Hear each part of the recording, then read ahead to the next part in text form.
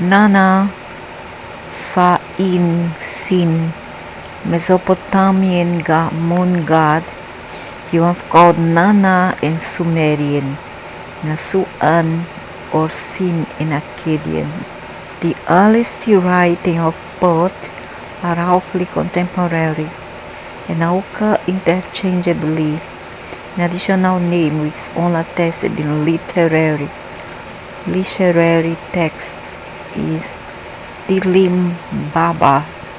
The true etymologies of both Nanna and Suen remain unclear. But however, of course this one is not him. He's too ugly to be this beautiful goddess, a shiny moon goddess of the Occident, and he was not some ugly male. Maybe that there are male and female counterparts. However, the moon by itself symbolizes femininity, and in the origin of let's say of creation, the moon symbolizes femininity and was ruled by a female, a female deity, not a male at all. I don't know where this female comes from. Okay, it was a female seen as a moon goddess, not a male. They have hijacked and thrown out the females. So that's why we have now, this year, it's even worse than last year. Last year was more a male energy, 666.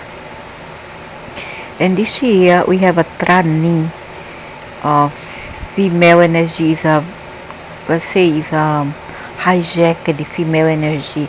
In reality, it's not quite a female energy, rather it's a male energy this year. Okay, disguised as female. And rain, usually when the moon is there always will be rain rather than sun, because the sun symbolizes more male energy than female. The moon is more female energy. It's mystery, holding in sea and wet. Male is more about drying sea, hot, warm, sun. That's why a moon god could not exist unless he is a consort of the female, okay, of the female moon goddess. So this year there is a male as well, a male with in Ki, some would say in Kaya. He is also behind this energy of this year, because it's about Melchizedek and is Aquarian age, so he's pretty much involved in this energy for this year. It's not quite a feminine energy, but a male as well.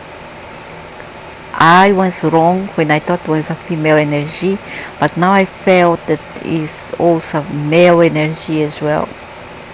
Okay, and this is fake moon god here. This ugly fake moon god. What a contrast with this ugly old man with this beautiful female here. Look at, so ugly, man. Look nasty compared with the beautiful to see woman. I rather the moon be ruled by a female rather than a male. He's too ugly to be a moon god. Doesn't, no contrast with him. He doesn't fit to be a moon god. He could be a moon god, but he's just a hijacker. He's an invader. Now he's bullying this female energy, and in this year he's pretty much evolved in this year energy number 7. So Mesopotamian moon god, he was called Nanna in Sumerian. So then let's go here. The moon god was the tutelary deity of the city of Uar. His reach and importance, however, was far greater than just a city god. The moon god is clearly one of the most important deities in the wider pantheon of Mesopotamia. In the early dynastic god lists, such as Pharaoh SF1, the moon god appears immediately after the four leading gods, En, Enlil, Inanna, and Enki.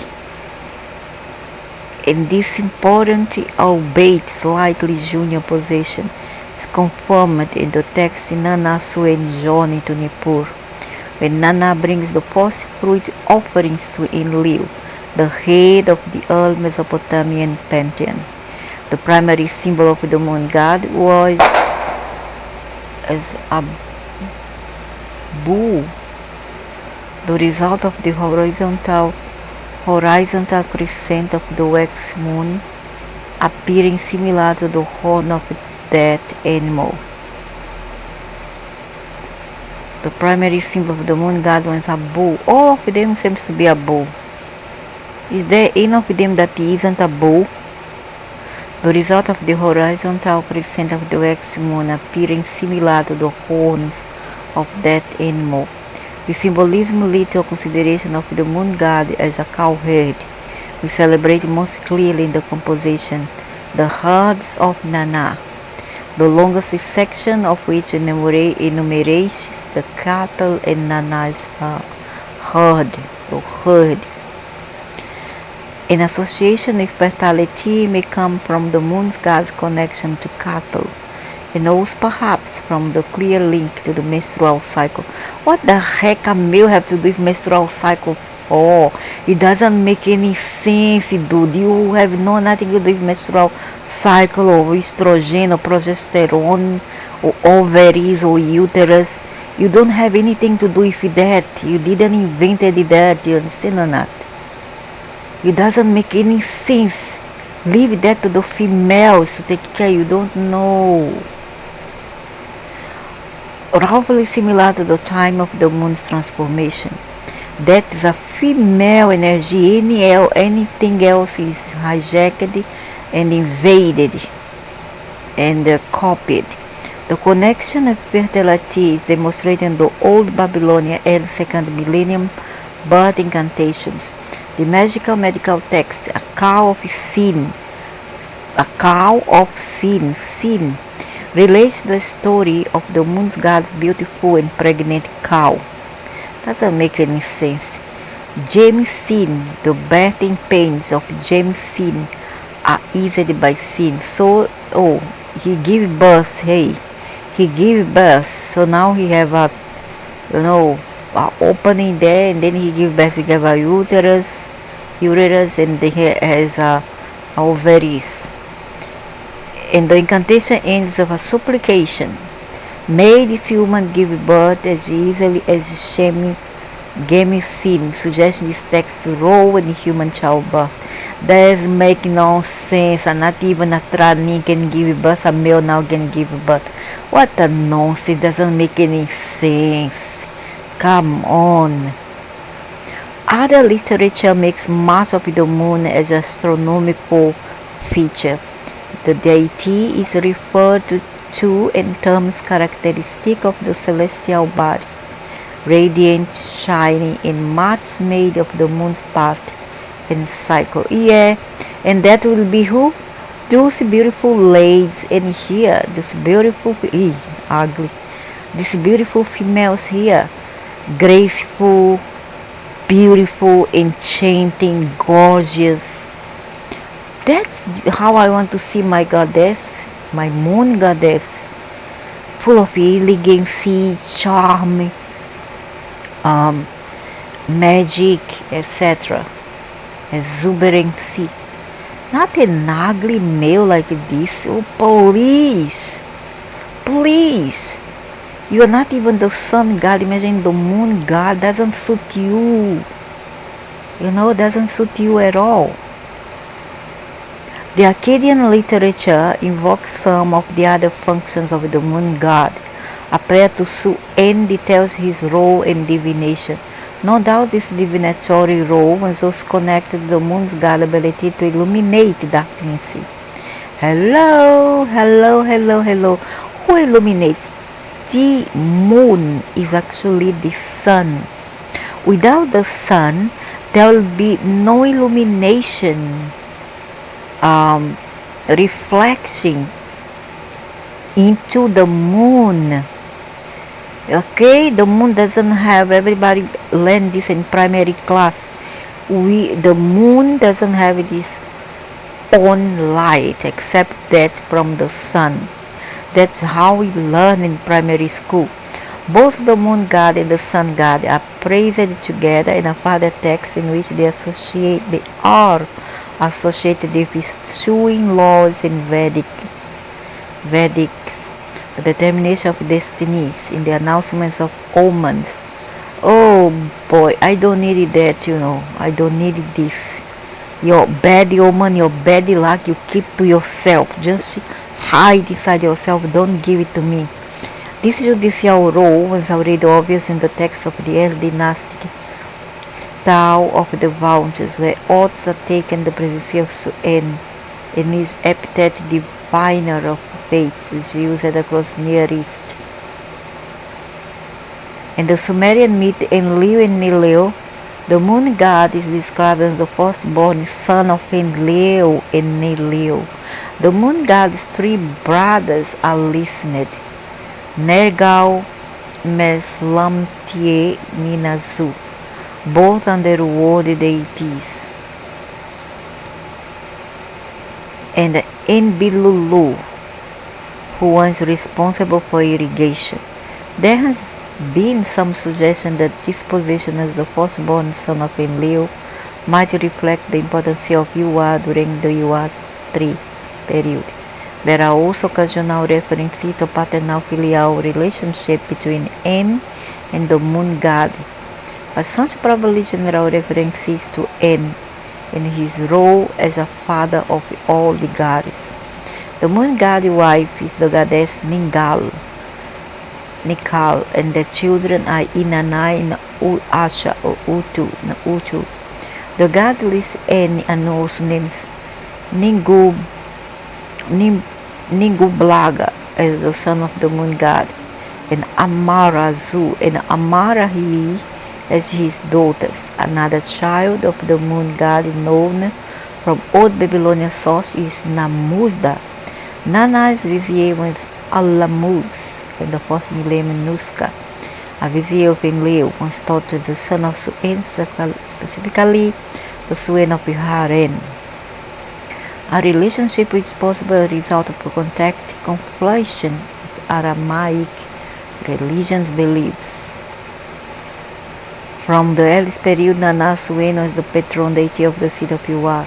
The name of his main sanctuary in Yuar was Kisnugal. The name also used for the moon god sanctuary in Babylon and Nippur. From the Akkadian period until the middle of the Old Babylonian period, the daughter of the reigning king was appointed to be the high priestess of the moon god at Yuar. The most famous of these is Enheduanna, who is the reputed author of several Sumerian literary works. And Inanna, however, Enheduanna's authorship has been seriously questioned. Other Mesopotamic outplaces for the moon god include the Deities, a place in the neighborhood of Yuar and Uru, modern Tel. Located in Babylon, where the moon god was honored as Dilimbabar. Called center of Nanna Suen as Haran, southeast of modern Urfa.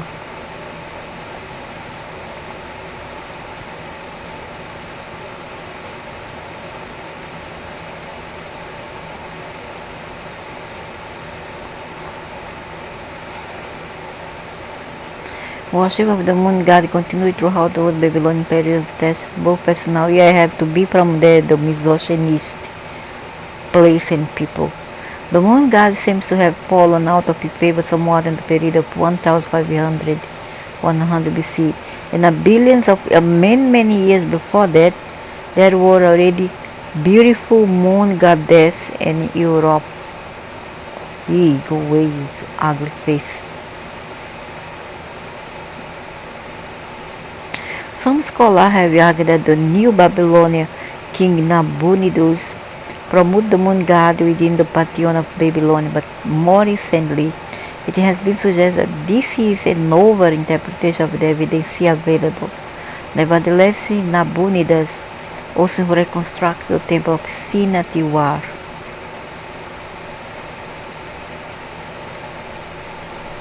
The moon god is most frequently represented by his symbol, the crescent moon, Sumerian. The iconography is already known from Eldenas.